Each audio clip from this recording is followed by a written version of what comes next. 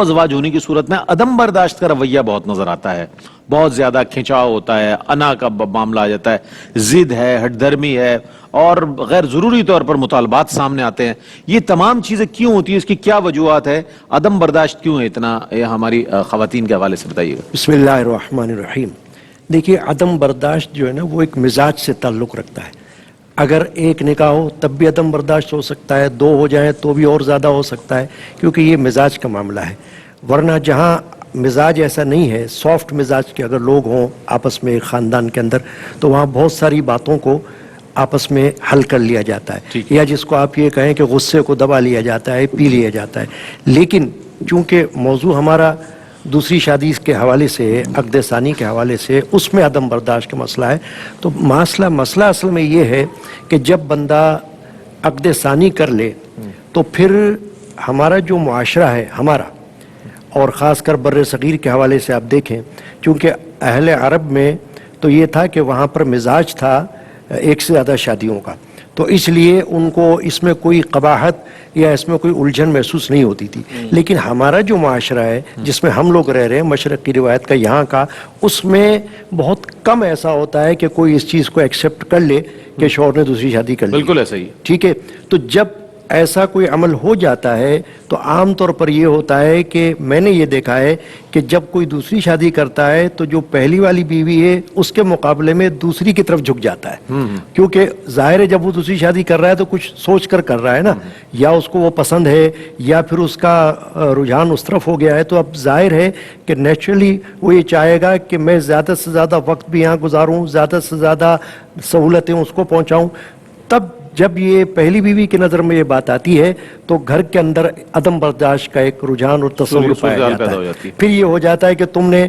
وہاں پر زیادہ وقت دیا، تم نے وہاں پر زیادہ خرچ کیا، تم نے وہاں پر زیادہ سہولتیں دی، اور یہاں تم کچھ دھیان نہیں کر رہے، توجہ نہیں کر رہے، تو اس سے آپس میں ایک ٹینشن گھر کے اندر پیدا ہو جاتی ہے۔ اچھا، پھر اس کا دائرہ کار جو ہے وہ صرف میاں بیوی کی حد تک نہیں رہتا، بلکہ یہ ان کے ماں باپ تک چلا جاتا ہے، کیونکہ جس کی وہ بیٹی ہوگی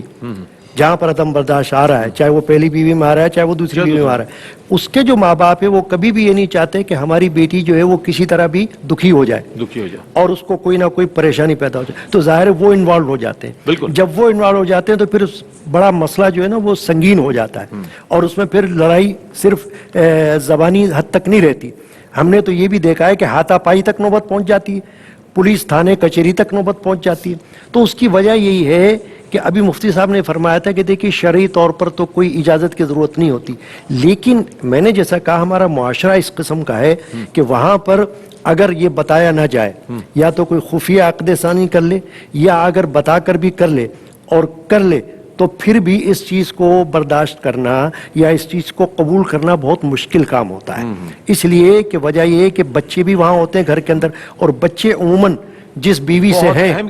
جس بیوی سے ہیں، وہ بچے اپنی ماں کے سائڈ میں کھڑے ہوتے ہیں، اور وہ اس وقت یہ نہیں سوچتے کہ بھئی ہمارا باپ تو ایک ہی ہے، ٹھیک ہے نا، ماں الگ الگ ہے لیکن باپ ہمارا یہ بھی ہے، باپ کا مرتبہ وہاں پر پیش نظر رہنا چاہیے۔ تو وہ اس چیز کو نہیں دیکھتے، ظاہر ہے کہ پھر وہاں پر گھر کے اندر ایک ایسی فضا پیدا ہو جاتی ہے کہ یا تو گھر کے اندر مار کٹائی کی نوبت آ جاتی ہے، اور یا پھر یہ ہوتا ہے کہ علیحدگی کی طرف معاملہ چلا جاتا ہے، دونوں میں سے کوئی ایک کو رکھنا ہوتا ہے، پھر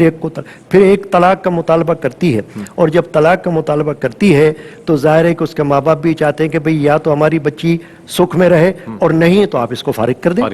آپ فیصلہ کر دیں، کچھ بھی کر دیں۔ تو پھر یقیناً ایسا ہوتا ہے کہ آخر میں آ کے انجام ہم نے ایسا دیکھا ہے کہ نوبت طلاق تک پہنچ جاتی ہے، اور کورٹ کچہری کے معاملات ہو جاتے ہیں، اور پھر یہ بھی ہوتا ہے کہ اگر بچے چھوٹے ہیں تو پھر یہ ہوتا ہے کہ بچے کس کے پاس رہیں گے۔ اور پھر ایک بات اور میں نے دیکھی رئیس بھائی، کہ جب ایسے معاملات آتے ہیں تو اصل ظلم تو میں یہ سمجھتا ہوں کہ بچوں کے ساتھ ہوتا ہے، اس لیے کہ وہ ان معاملات میں نہیں تھے، ان کو تو گھسیٹ لیا گیا، بالکل ٹھیک ہے نا، اب ان کے ساتھ ظلم یہ ہوتا ہے کہ وہ نہ ادھر کے رہے نہ ادھر کے رہے۔ اب ظاہر ہے کہ وہ جب باپ یہ چاہے گا کہ یہ میرے ساتھ رہیں، ماں یہ چاہے گی کہ میرے ساتھ رہیں، تو اب بچے دونوں طرف